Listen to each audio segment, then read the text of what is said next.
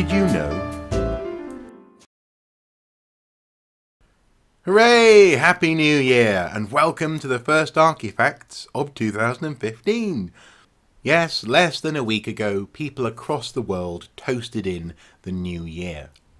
This was the culmination of weeks, or even months, of festivals around the world, where people received presents and indulged in lovely food and drink, family, friends and games.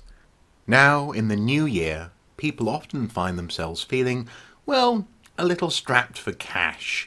They also find themselves feeling the need to exercise. Having overspent and overeaten is a common January malady. Is this familiar to you? Do you find yourself in this self-same boat? Well, if this is the case, but you're still open to taking on a new New Year's resolution, might I suggest taking a leaf out of the Spartans' book? In recent years, the Spartans, or the Laconians, have become famous for their lifestyle. Spartans pursued an ideal of physical prowess and beauty, in part to be healthy, and in part in order to be great warriors. They exercised constantly, and this is surely a good thing. Now, when it comes to money, the Spartans were famous for a particular practice. They didn't use coins. They used a special piece of metal called an obolos. According to Plutarch, this iron-based currency was deliberately awkwardly shaped in order to discourage people from pursuing wealth. Coins are too easy to carry, and therefore too easy to become obsessed with. Do things the Spartan way, and money troubles will disappear. Hang on a minute, I'm sure you're thinking. Stop right there. This is ridiculous. The only reason the Spartans were able to exercise so much and worry about money so little was because they relied on a huge number of slaves to run their economy. Slavery may be free, but it's also decidedly bad.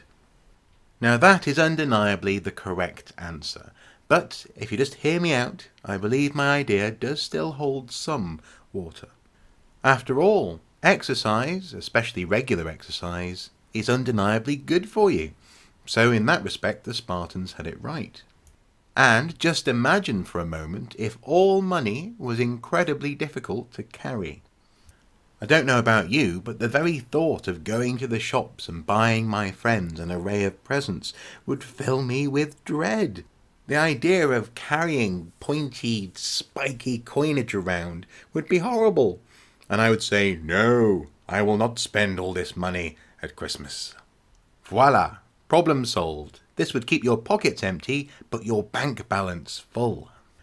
Now, admittedly, there is a slight flaw with this plan, and that is people wouldn't have quite so much fun if they weren't buying each other presents, eating a little bit too much, and travelling to see friends and family.